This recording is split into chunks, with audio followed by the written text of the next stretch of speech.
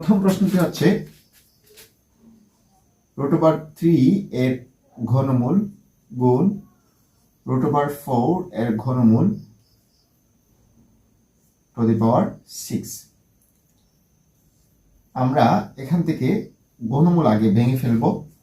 আমরা জানি এখানে প্রতিটি সংখ্যার উপর পাওয়ার আছে 1, তাহলে এই একটা যাবে হচ্ছে 3 এর উপর যে পাওয়ারটা হবে সেই পাওয়ারের ভগ্নাংশের লব হিসেবে, আর এই যে কিউব আছে এই কিউবটা বা 3টা চলে আসবে নিচে।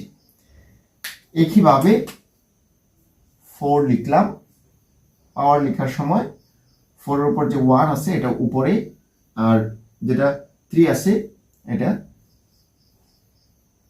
নিচে বা হর হিসেবে। এবার এখানে আবার গুণ হচ্ছে 6। তারপরে হচ্ছে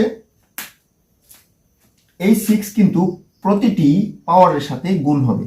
তো প্রতিটি পাওয়ারের সাথে যখন গুণ হলো 6 একে 6, 3 যেভাবে আছে সেভাবে থাকবে, কারণ কোনো সংখ্যা যখন গুণ হয় কোনো ভগ্নাংশের সাথে তখন ভগ্নাংশের লবের সাথে গুণ হয়। তারপরে হচ্ছে 6/3। এবার 3 দিয়ে 6 কেটে দিন, 2 থাকছে, এই 2 মানে হচ্ছে 3 স্কয়ার ইন্টু 4 স্কয়ার মানে হচ্ছে 9 ইন্টু 16 সমান 144 হচ্ছে আনসার।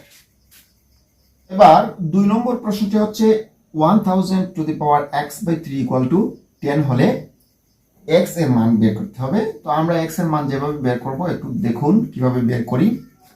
আমরা যদি এই 10কে আমরা ভিত্তি, এই 1000কে যদি আমরা ভিত্তি 10 ধরে নিই, যেহেতু এখানে 10 আছে সুবিধাজনক ভাবে, তাহলে হবে x/3 ইকুয়াল টু 10।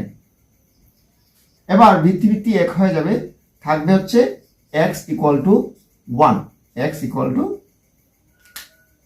1, তাহলে আনসার হচ্ছে 1।